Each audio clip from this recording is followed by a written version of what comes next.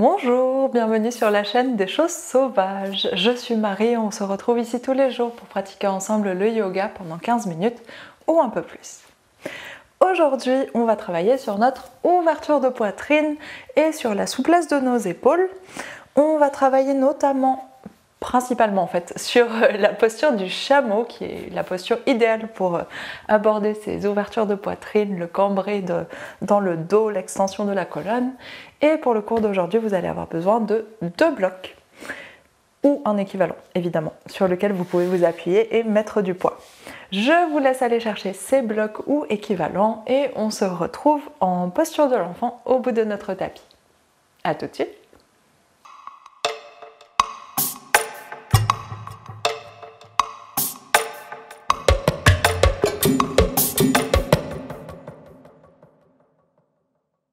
On est installé en posture de l'enfant. Vous pouvez au choix écarter les genoux, largeur de vos hanches ou garder les genoux serrés. Et aujourd'hui, on va commencer avec nos 2 blocs l'un sur l'autre. Déposer les 2 mains sur les 2 blocs et presser la poitrine doucement vers le sol. Avancez bien les blocs pour pouvoir étirer les épaules, tendre les bras. Le bassin reste bien ancré vers les talons et on relâche le poids de la tête. Si vous sentez vos 2 mains qui ont envie de s'écarter, vous pouvez croiser vos pouces. Croisez vos pouces ensemble pour que les mains restent collées confortablement. Et respirez ici. Les paumes sont tournées vers le sol. Gardez bien les coudes tendus. Et si votre tête reste suspendue au-dessus du sol, aucun souci, laissez-la juste bien relâchée, bien détendue.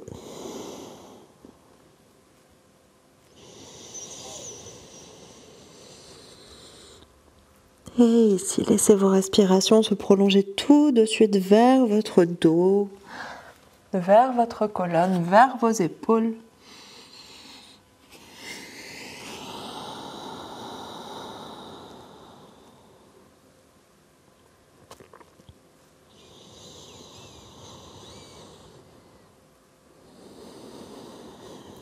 Laissez votre front se détendre, vos pensées défiler petit à petit dans la tête.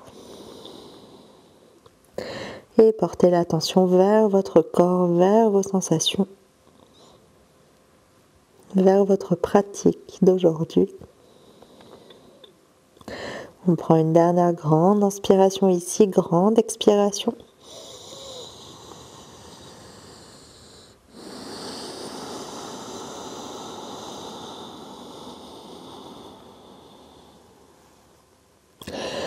Et sur votre inspiration suivante, on décroise les pouces s'ils sont croisés, redresse la tête et soulève doucement le bassin, les mains se déposent sur le tapis. Et ici, on va continuer dans notre ouverture de poitrine. On va déposer les 2 blocs côte à côte pour faire une grande barre de blocs, on va dire. Et vous allez déposer vos coudes sur les blocs. Avancez bien vos genoux, on va aller dans la posture du chiot, mais modifiée. Les coudes déposés sur les blocs, largeur de nos épaules, les paumes de main l'une contre l'autre. Le bassin reste bien au-dessus des genoux, voire un petit peu en arrière des genoux dans cette posture pour trouver notre équilibre. Et on laisse les épaules reculer, la poitrine pressée vers le sol et on relâche la tête. Donc votre tête peut être soit suspendue en l'air, soit peut-être qu'elle est posée sur les blocs, c'est possible aussi. Trouvez une position confortable dans tous les cas. Si vous avez des blocs en liège, c'est très désagréable d'avoir la tête posée, le front sur le bord d'un bloc, en liège ou en bois d'ailleurs.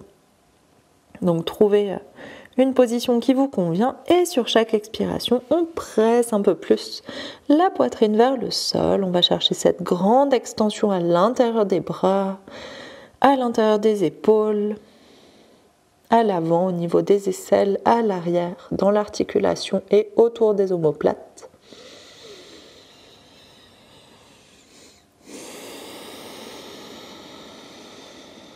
Et sur chaque expiration, la poitrine s'ouvre un peu plus. Détendez votre ventre, laissez la cage thoracique s'ouvrir.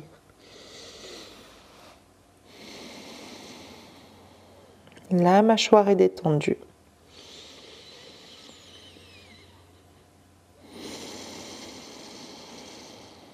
Et on prend une dernière grande inspiration ici, dernière grande expiration.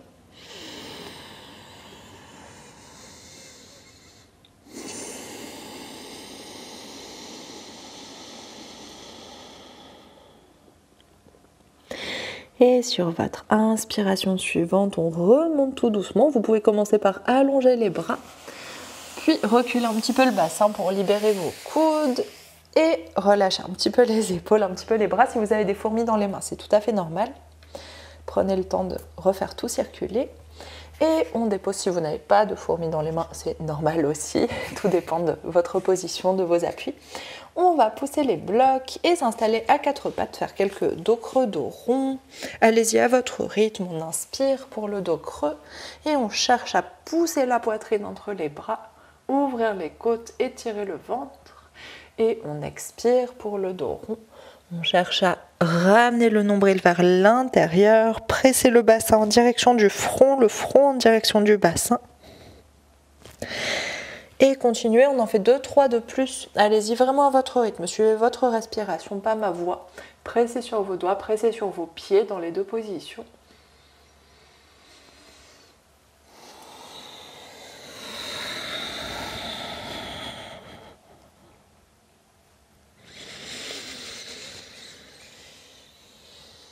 Et après votre prochain dos rond, on va revenir en posture de l'enfant. Donc prenez bien le temps d'aller au bout de votre dos rond.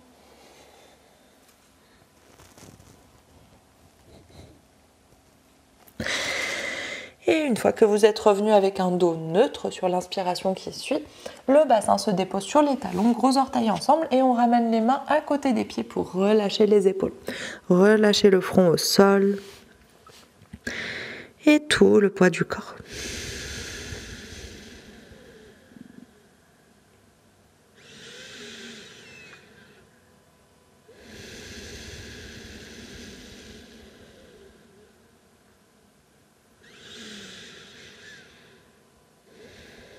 Et dernière grande respiration ici.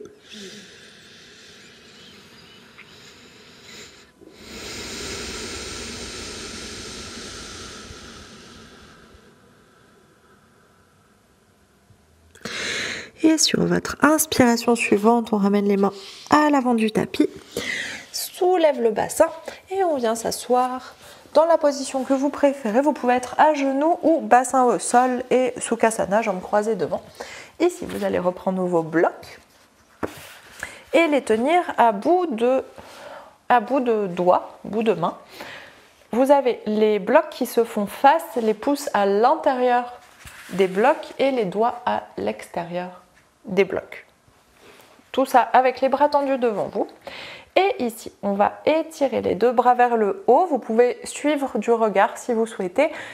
Regardez, vérifiez que vos blocs se font toujours bien face. Et expire, on ouvre, on pivote les blocs vers l'extérieur. Donc les pouces regardent vers l'extérieur autant que possible. Le dos des blocs se font face. Si ça ne va pas jusque-là, il n'y a aucun souci.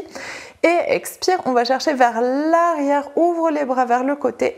Et on essaye de pousser les blocs vers l'arrière comme si on voulait les plaquer sur un mur derrière vous. Allez-y doucement quand même, mais on va faire quelques cercles comme ça. Relâche jusqu'au sol. Et une fois que vous touchez le sol, on ramène les bras vers l'avant. Les blocs se font face de nouveau, pouce face au pouce. Et voilà, on va faire 3 cercles de plus comme ça. L'idée, c'est d'aller chercher tout l'espace autour de l'articulation des épaules, à la fois l'ouverture, à la fois une rotation, enfin là surtout l'ouverture, mais aussi une rotation interne dans certains cas. Et donc, on y va. 2 bras tendus, inspire, monte les bras. Pivote les bras vers l'extérieur, ouvre les aisselles vers l'extérieur, pouce regarde vers l'extérieur et on va chercher loin vers l'arrière comme si on voulait plaquer les blocs sur un mur et relâche vers le sol, ramène les bras tendus, les blocs devant nous. Inspire, monte. Ouvre les bras vers l'extérieur, pivote, ça travaille fort au niveau des épaules et on va chercher loin vers l'arrière. Là, vous avez la petite rotation interne et relâche. On tend les bras devant nous, pouce face à face et une dernière, inspire. Ouvre ouvre les bras vers l'extérieur, ouverture, et on vient chercher vers l'arrière. Les épaules rentrent un petit peu vers l'intérieur, les blocs poussent vers l'arrière. Et inspire, on revient, deux bras tendus. Expire, on relâche. Relâchez les bras, vous devez sentir que ça travaille tout le long des bras, au niveau des épaules. Et ici, on va faire plus ou moins l'inverse. Alors, je vais peut-être me mettre face à vous, je ne sais pas ce qui est le mieux pour voir. Ici, on va partir du sol, les pouces regardent vers le sol, les doigts sont sur le dessus des blocs. Et on va aller chercher vers l'extérieur, loin, loin, loin vers l'arrière. Et une fois qu'on est le plus loin vers l'arrière possible, les blocs sont toujours proches du sol, on fait une rotation vers l'extérieur. On pivote, donc ça part de l'épaule, mais vous pouvez vous diriger avec les mains. On pivote les pouces vers le haut. On fait l'inverse de ce qu'on a fait avant, du coup là on a une grande extension à l'avant de notre épaule et on monte, on serre les omoplates l'une vers l'autre, allongez bien la nuque, gardez les épaules basses, monte, monte, monte, on arrive en haut, les pouces se font face et expire, on redescend, on dirige les pouces vers le sol, peut-être même vers l'extérieur, on va chercher loin vers l'arrière, on en fait 3 de plus et quand les blocs sont à la limite de décoller du sol, pivote les pouces vers l'extérieur, monte, monte, monte, grande ouverture à l'avant de la poitrine, ouvre la cage thoracique, les pouces se font face, on est en haut, expire, redescend, pivote les pouces vers le sol, puis les doigts face à face peut-être, et on va chercher vers l'arrière, ouvre, pivote, les pouces vers le haut, la poitrine ouverte, on monte. J'espère que ça ne vous fait pas trop de nœuds au cerveau, tous ces trucs. Et expire, on redescend, pouce vers le sol. Et un dernier, doigt face à face, va chercher vers l'arrière. Puis pivote, on ouvre les épaules, va chercher vers le haut. Et expire, relâche doucement les bras, pouce vers le sol et relâche. Ok, relâchez les bras, relâchez les épaules. Vous me direz à la fin du cours, mettez-moi un commentaire pour me dire si vous avez bien compris ces rotations internes d'épaule, ouverture, rotation, enfin intérieur, extérieur. Si c'était clair ou si je vous ai embrouillé complètement, dites-moi. Ok, on va poser nos blocs de côté pour le moment. Cette fois, on vient s'installer à genoux. Et on va tout de suite aller chercher notre posture du chameau. On va y aller tout doucement, on va la faire en entier demain, pas aujourd'hui. Et on ramène le bassin vers l'avant. Donc on est à genoux, genoux largeur des hanches, les pieds relâchés ou les pieds flex, si jamais ça vous crée des crampes sur le dessus des pieds, d'avoir les pieds relâchés. Et on pousse le bassin. Vous pouvez déposer vos mains sur le haut des fesses et presser doucement ici. On essaye d'allonger le ventre, ouvrir la poitrine, serrer les coudes l'un vers l'autre, descendre les épaules. Et respire un peu dans cette position. Gardez la tête droite. Et observez les sensations. Vos fesses peuvent être relâchées ou, si vous sentez beaucoup de pression dans votre bas du dos, engagées. Si vous sentez beaucoup de pression dans le bas du dos, c'est pas ce qu'on essaye de sentir, mais c'est ce qu'on est en train de vérifier.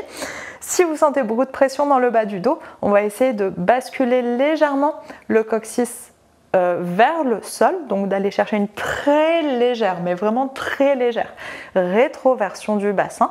Surtout, on engage le bas des abdominaux et on essaye d'allonger la taille, d'allonger le bas du dos. Donc on n'essaye pas de défaire la cambrure, on essaye juste d'allonger l'espace du bas du dos.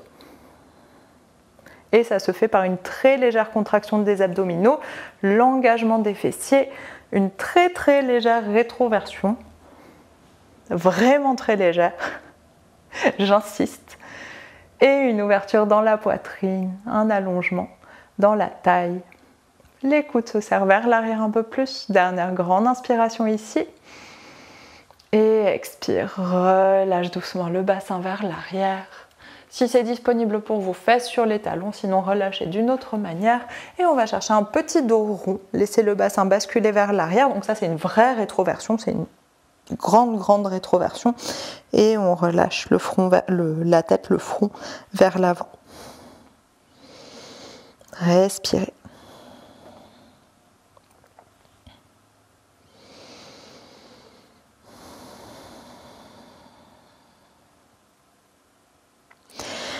inspire, on redresse la tête. On va refaire une deuxième fois la même chose, cette fois je vais prendre un petit peu le temps d'expliquer avant. La rétroversion, je suis partie du principe que tout le monde savait parce que c'est un terme que j'utilise beaucoup, mais la rétroversion du bassin, c'est quand le bassin bascule vers l'arrière. Donc là on a notre haut du bassin, là on a le bas du bassin, donc ça bascule vers l'arrière.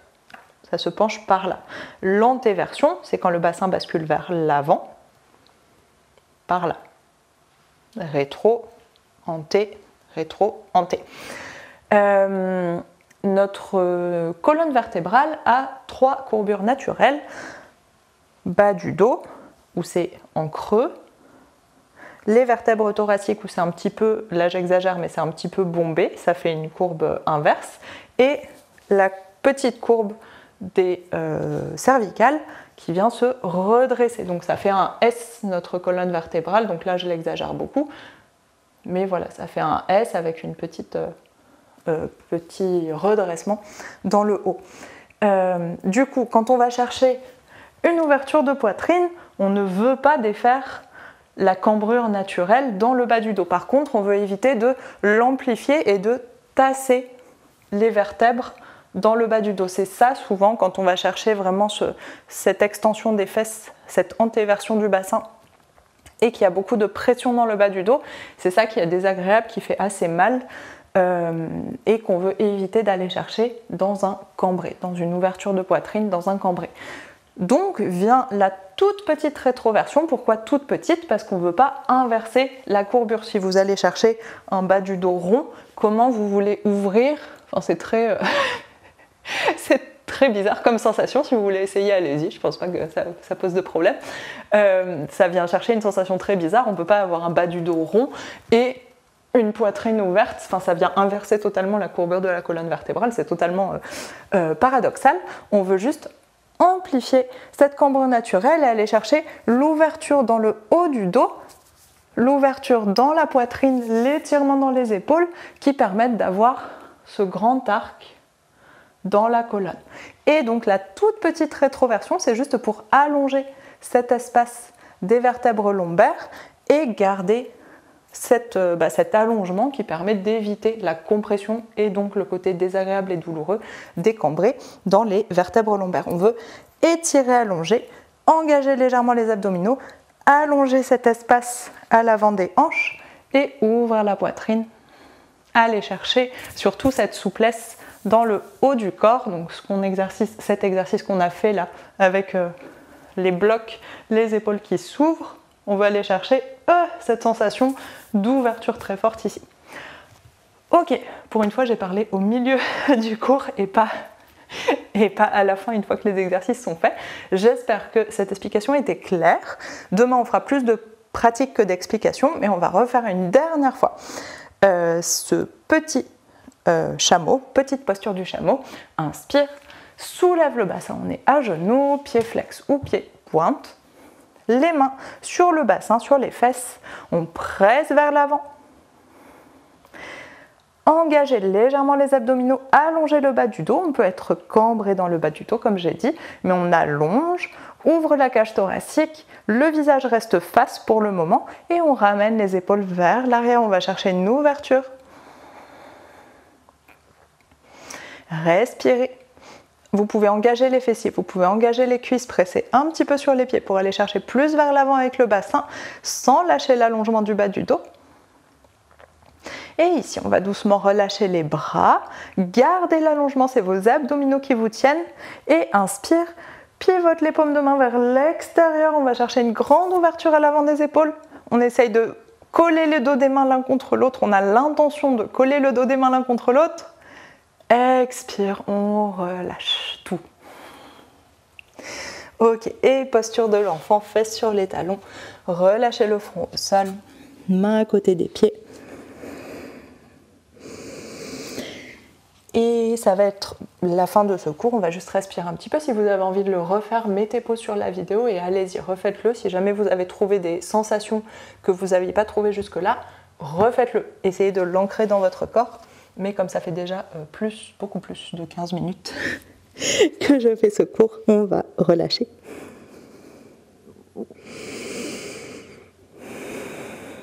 Et inspire, on déroule la colonne. Vertèbre par vertèbre, la tête en dernier. Expire, une fois arrivé en haut. Et 2-3 respirations avec le buste redressé, la position assise que vous préférez.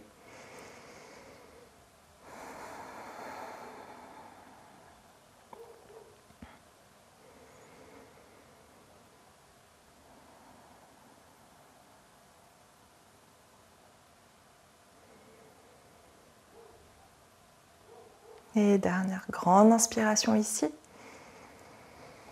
Grande expiration.